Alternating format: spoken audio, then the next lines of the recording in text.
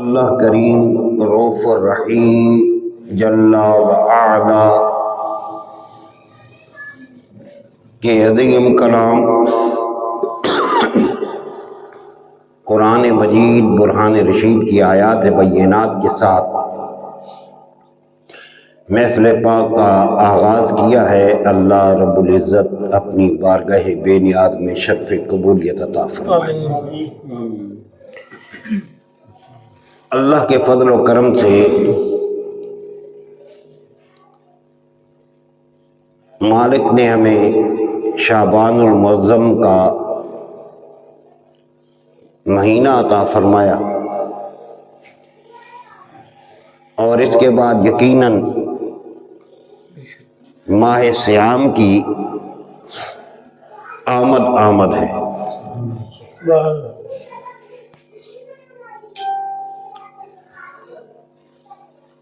اور اس ماہ مبارک میں ماہ صیام میں اللہ رب العزت کا ہم پہ یہ خصوصی کرم ہوتا ہے۔ یہ اللہ کریم کی خاص عنایت ہے اپنے محبوب کی امت پر،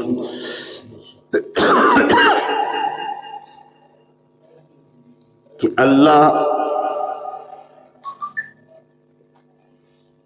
کی رحمت جوش میں ہوتی ہے،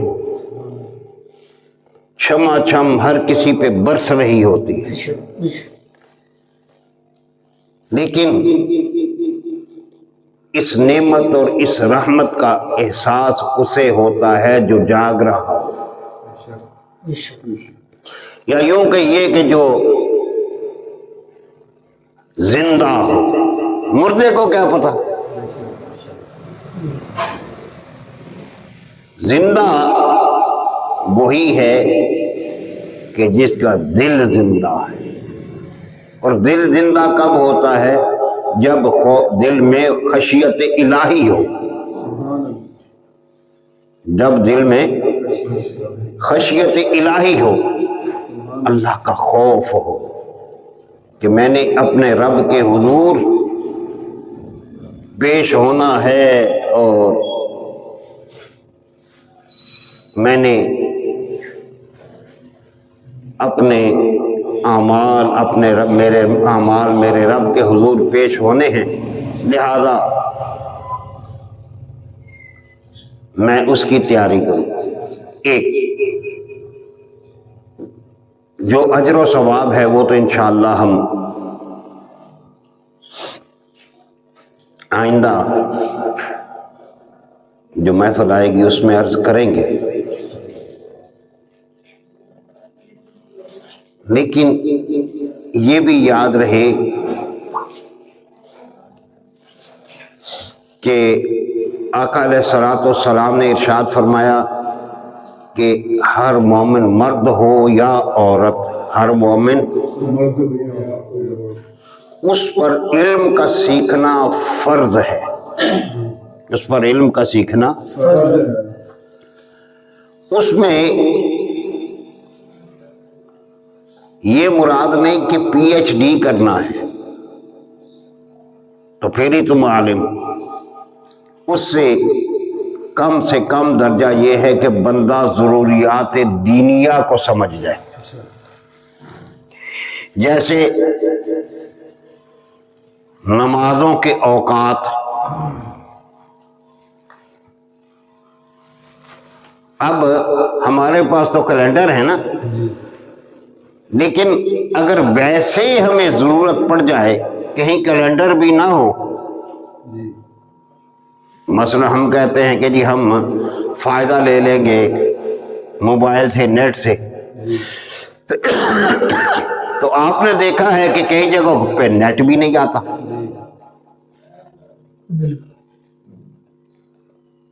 اور وہاں کیلنڈر بھی نہیں ہے، تو کیسے نماز کے اوقات کا پتہ لگائیں گے؟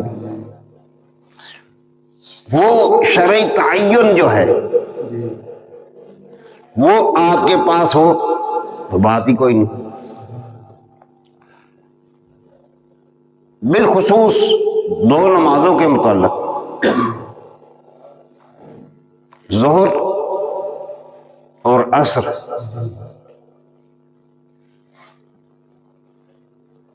یا فجر کا جب وقت شروع ہو رہا ہو، کیسے دیکھیں گے؟ لیکن ہم میں سے کوئی بھی نہیں جانتا. اکثر و بیشتر مساجد میں سہولت ہے، کیلنڈر لگے ہوئے، اول تو وہ بھی نہیں دیکھ رہے، بس ہم اذان کے پابند ہیں، اذان ہوئی چلے گئے. لیکن وقت آ سکتا ہے.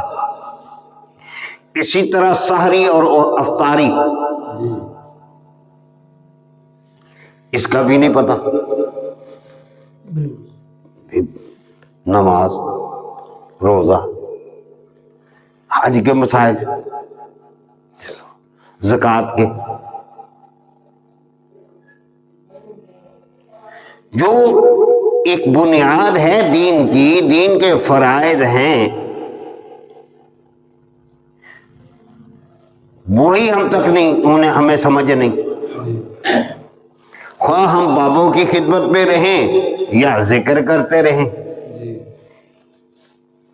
یا منصب وزارت پہ ہوں، تلاوت کرنے پہ آئیں تو قل ہو اللہ بھی نہ آئے.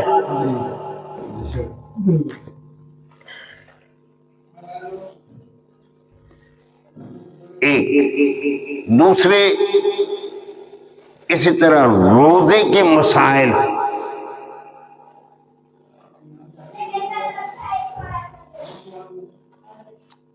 روزہ تھوڑا سا جلدی 2-4 منٹ پہلے بند کر لینا اچھی چیز ہے، کیونکہ یہ یاد رکھے سمجھانے کے لیے کہ روزے کے لیے آذان شرط نہیں ہے، وقت شرط ہے. روزے کے لیے آذان شرط نہیں ہے، وقت شرط ہے.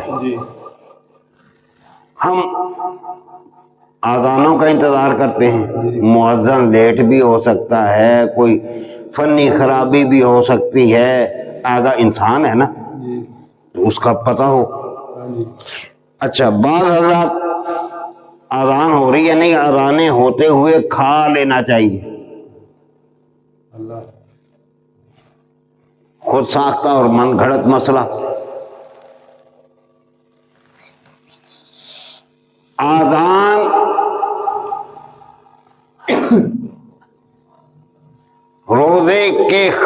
روزے کا وقت ختم ہونے کے بعد ہوتی ہے، پہلے نہیں. لہذا آذان، دوسرے لفظوں میں یہ کہیں کہ ایک سمجھانے کے لیے کہ آذان وقت کے ختم ہونے کے بعد ہوتی ہے. اذان روزے کے ختم ہونے کا اعلان ہے، بھئی اب پابند ہو گئے تم، اب نہیں، اب. اچھا، اب کئی مسائل آئے تھے جی. حضرت صاحب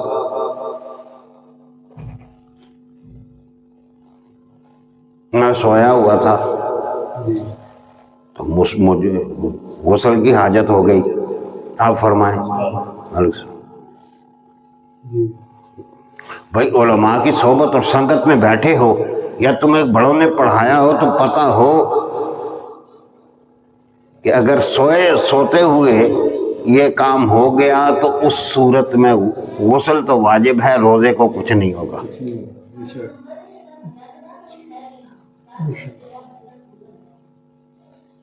وہ جی میرا خون نکل آیا،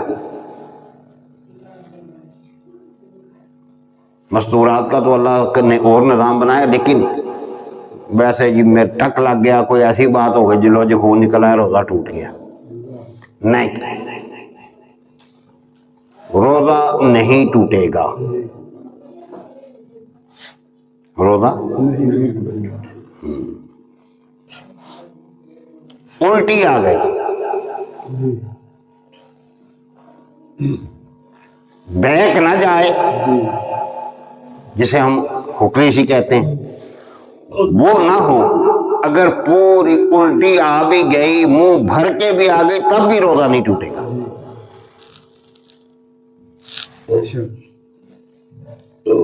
تب بھی روزہ، یہ چیزیں سمجھنے والی ہیں نا۔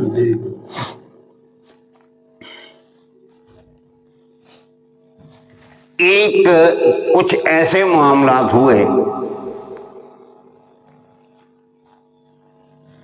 کہ ایک ہے روزہ جان بوجھ کر توڑنا، اس کا کفارہ ہوگا۔ اگر بلا عذر توڑا ہے اس کا، اور اگر بلا عذر نہیں توڑا، کوئی طبعی معاملہ بن گیا، مثلا ایک آدمی ہے، پہلے علماء کا یہ کہنا تھا کہ جو ٹیکہ ہے نا، وہ ٹیکہ لگانے سے روزہ نہیں ٹوٹتا۔ ابھی بھی اگر کسی کے پاس قدیم فقہی کتابیں پڑھی ہوں تو اس میں یہ مسئلہ مل جائے گا۔ لیکن یہ وہ ٹیکہ کون سا جو کھال میں لگایا جاتا ہے، جو ٹیکہ کھال میں لگایا ہے۔ جدید علماء کی تحقیق نے یہ ثابت کیا کہ خواہ وہ کھال کا ہو یا نس کا میں ٹیکہ لگائے، کھال میں لگایا جائے یا نس میں لگایا جائے، دونوں صورتوں میں روزہ ٹوٹ جائے گا۔ دونوں صورتوں میں روزہ، دونوں صورتوں میں روزہ۔ ہاں تو ایک آدمی تھا، وہ بے ہوش ہو گیا، اسے کوئی ایسی تکلیف لاحق ہو گئی، ڈاکٹر کے پاس لے کے گئے، اس نے ٹیکہ لگا دیا۔ اب ٹیکہ لگایا تو روزہ تو ٹوٹ گیا۔ اب یہ طبعی دخل ہے، لہذا اس میں کفارہ نہیں ہوگا، روزے کی قضا لازم ہوگی۔ روزے کی قضا لازم ہوگی۔ اچھا، اللہ توفیق دے اعتکاف میں بیٹھنے کی، لیکن اعتکاف تو وہ بیٹھے نا، اگر اعتکاف میں، چلو میں یہ اور سمجھانے کے لیے آسان کر دیتے ہیں، بھائی اعتکاف میں بیٹھ گئے ہم لوگ، اصول یہ ہے کہ مولا کریم نے موقع دیا ہے، آپ جا بھی کہیں نہیں سکتے اور کوئی کام بھی نہیں ہے، اور وقت بھی آپ کے پاس کافی ہے، تو اگر اس کو تھوڑی سی ترتیب دے لیں تاکہ اعتکاف میں بیٹھے ہیں تو بوجھ ہلکا ہو، بوجھ یعنی یہ کہ جتنا ہو سکے اپنی قضا نمازیں لوٹاتے جاؤ، شاید مالک کرم نوازی فرما دے، اس کا حق ہے نا، وہ کرم نوازی فرما دے، عبادت کی عبادت، اور بھائی مثلا ایک آدمی اگر 2 گھنٹے بھی اپنی قضا نمازیں لوٹاتا رہے پورے اعتکاف کے 24 گھنٹوں میں سے 24، تو ماشاءاللہ کافی سارا بوجھ ہلکا ہو جائے۔ یہ بھی ہو سکتا ہے کہ وہ بھی پڑھتا رہے اور ہر نماز کے ساتھ ایک نماز اور قضا کر لے۔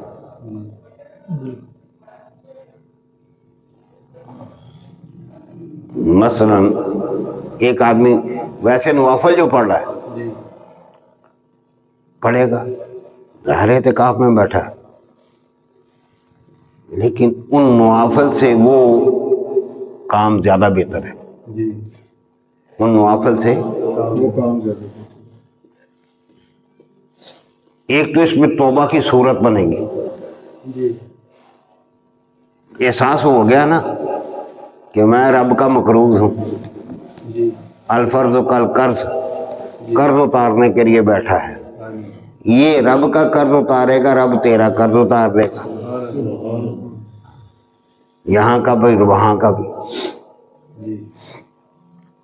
روزے میں لایانی گفتگو کرنا گناہ آ گئی ہے، روزے میں ڈبل ہے۔ اس میں ہمارے بزرگوں نے تو یہ کہا نا کہ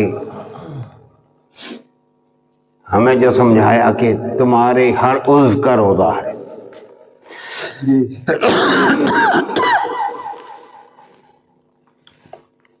اچھا، آج کل ہاں روزے دار جو کھاتا ہے اللہ اس کا حساب نہیں لے گا، جتنا مرضی کھاؤ، لیکن صرف روزہ کھانے کے لیے اتنا نہ رکھو، جمع کی چیزیں ہوگی تو روزہ ہوگا۔ جتنی سادگی اختیار کرو اتنا بہتر ہے۔ اگر زیادہ ہی ہیں تو کسی اور مسلمان بھائی کے منہ میں آ جائے۔ ایک شخص بوڑھا ہے،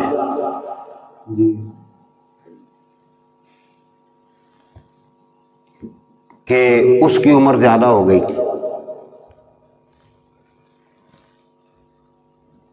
یا ایسا مریض ہے کہ جسے ڈاکٹر حکیم نے منع کیا ہے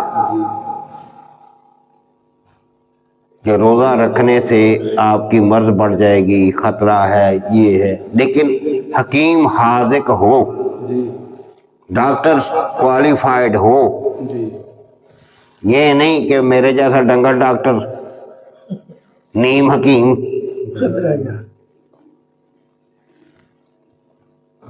اور پھر بعضوں نے تو یہ بھی شرط لگائی کہ وہ مسلمان بھی ہو، وہ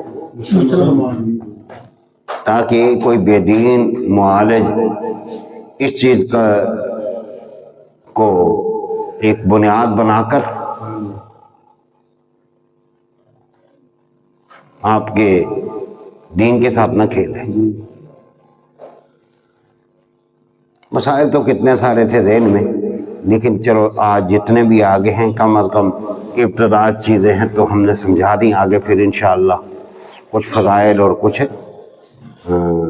گفتگو کریں گے۔ لیکن یہ دیکھو کیسے عبادت ہے، یہ خفی عبادت ہے، خالص بدنی عبادت ہے، بڑی بیماریوں کا علاج ہے، لیکن اس کا ایک فائدہ یہ بھی ہے